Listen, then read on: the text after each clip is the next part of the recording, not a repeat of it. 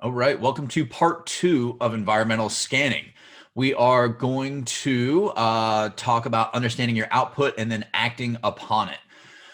So you have a list of information, events, facts, things that are going on that you think might be useful for your business, something that might affect your business. So after you have that list, you want to start prioritizing everything that's on that list. And you want to consider the likelihood of occurrence and your level of risk. So if it's something that might happen versus something that is happening or could happen, et cetera, you want to kind of prioritize those first versus the things that are kind of, way out there, possibly might not going to affect your business, et cetera. And just consider your own level of risk in there. So if you're the type that worries about everything, then maybe you need to worry about everything that's on your list. If you're the type that likes to shoot from the hip, maybe not. So in week 39, we're going to talk about gap analysis, but some things that you're reading are going to be, might likely never happen, or like you may already be reacting to them, whatever it is. Your level of risk determines just how much you want to prepare for and, what types of things you're going to try to identify. So it's really up to you to determine how you're going to react to all of that. The goal of environmental scanning is to just stay ahead of everything that's going on in and around you, in your industry, in your world. So this is like a lot of things that we've talked about is being proactive instead of reactive. And this is going to give you that edge on your competition. I want to talk real quick about trends and fads and understanding your output. So there's two things that you could identify in terms of your business, and these are trends and fads. Basically, are long-term or short-term events. So this could be I say trends and fads, but these could be again events. This could be something that happens really quickly and just as quickly goes away.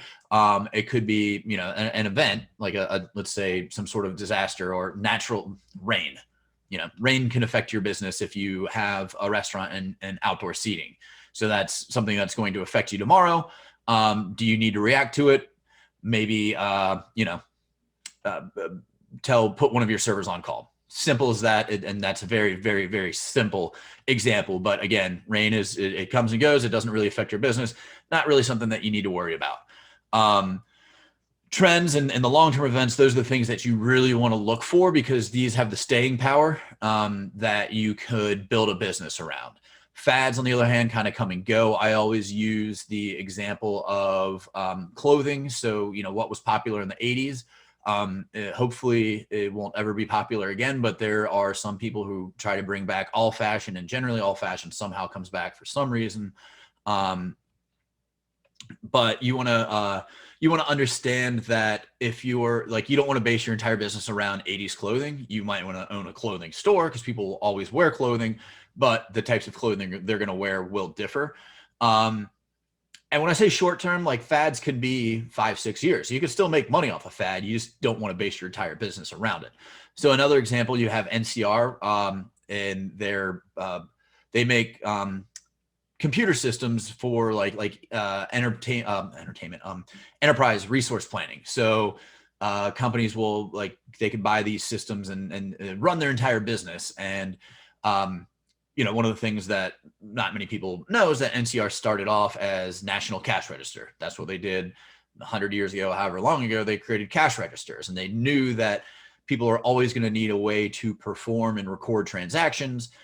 Maybe it's not with cash registers now, it's all done on computers, et cetera. So they've been able to pivot their business to take advantage of that.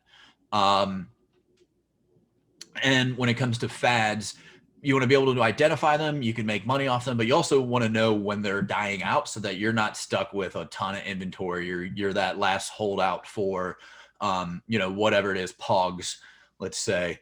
So you want to know when to start. Like, you want to get ahead of your competition and both getting in and getting out of whatever that industry is. And then finally, just so you understand your output, how to act upon it. This is a big, I've said this already a couple of times, and I'm going to continue to say it's a big part of this course is creating plans.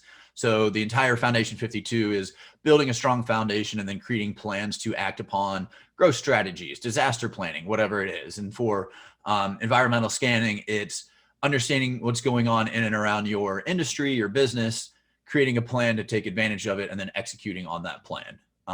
So that's it. And if you have any more questions about environmental scanning, make sure to check all the PDFs or reach out to us. We love talking about that.